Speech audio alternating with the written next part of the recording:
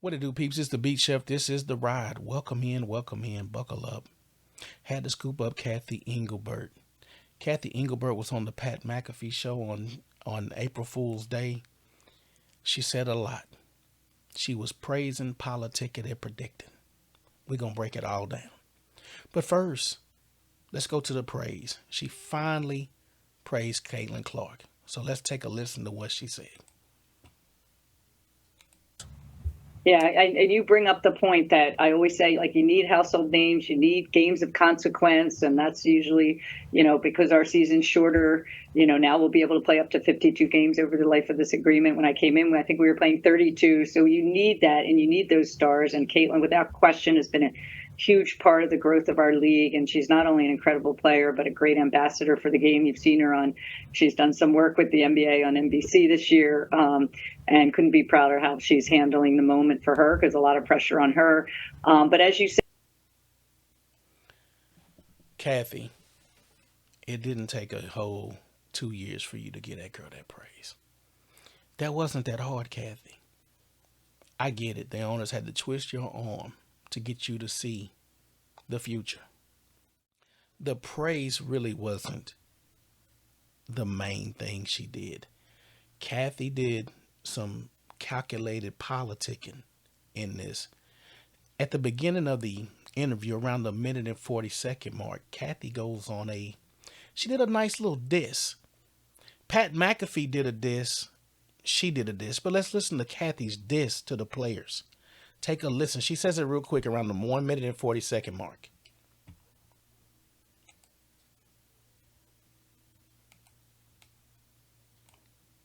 now we're arrived as a major sports property, and it was probably a little more usual, but obviously everybody likes to get things done sooner rather than later in this environment. But, we had to get it right, number one.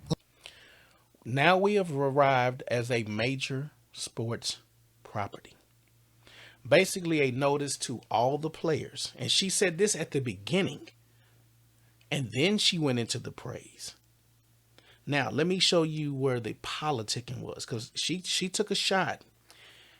She also said something else important after she gave the praise. So take a listen. This was at the 9:15 mark.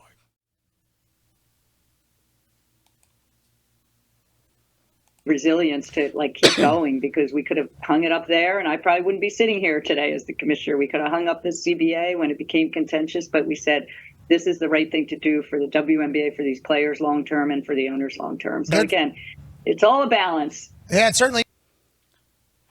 They got this close to shutting the league down. That's what she was saying. She said it in a nice way. When they got contentious, Adam Silver hinted to the game playing, not negotiating. They got this close to shutting this league down because these players were playing games. That close. She goes on to further politic, and she talks about growing stars. So let's go to that part. Draft rules for the WNBA. I think you have to be 22 years old. You have to be a college grad for international. It has to be 20 years old, I believe. And a lot of times, our stars, Caitlin being one of them, obviously all these girls that go to UConn, they're stars in college for 4 years before they can go to the WNBA. Any talks of changing those rules going forward?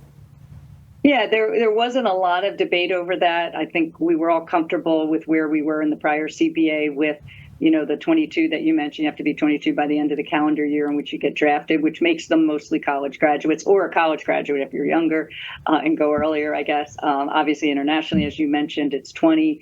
So we're consistently studying whether, which option is better. Should it be younger? I think in general, both the Players Association and us thought we have struck the right balance on that. And it gives opportunity for players who maybe are either starting later or a little older or do a redshirt year to come in, after their junior year, but mostly, after you graduate. And again, it's provided an enormous amount of talent. And I think one of the things that's also, these players are building their brands while they're in college. So She said they didn't talk about it much. Remember, prior to the negotiations happening in January, That was one of the hot topic issues that they wanted. They wanted the age restrictions to be lifted. They talked about that all summer.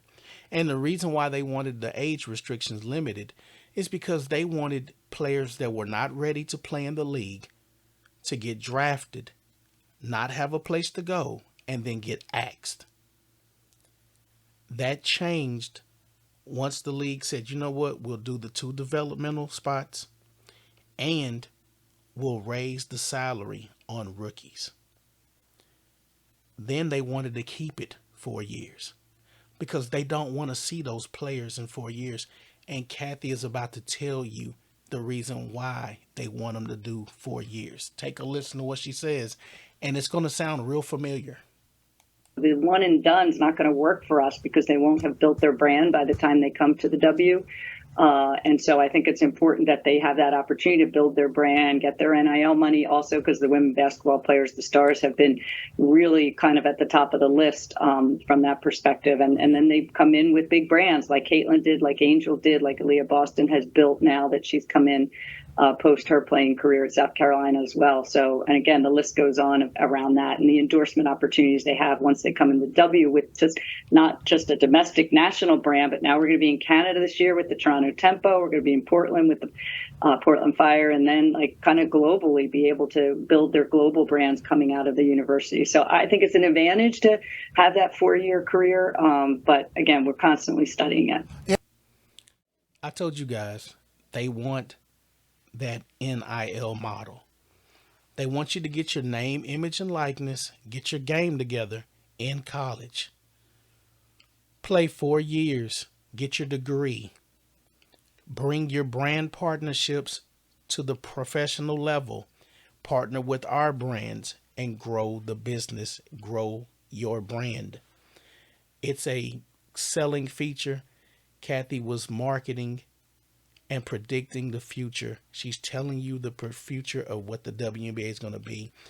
She talked about, in this same interview, she talked about the foreign players and talked about investing in the foreign players and in foreign territories.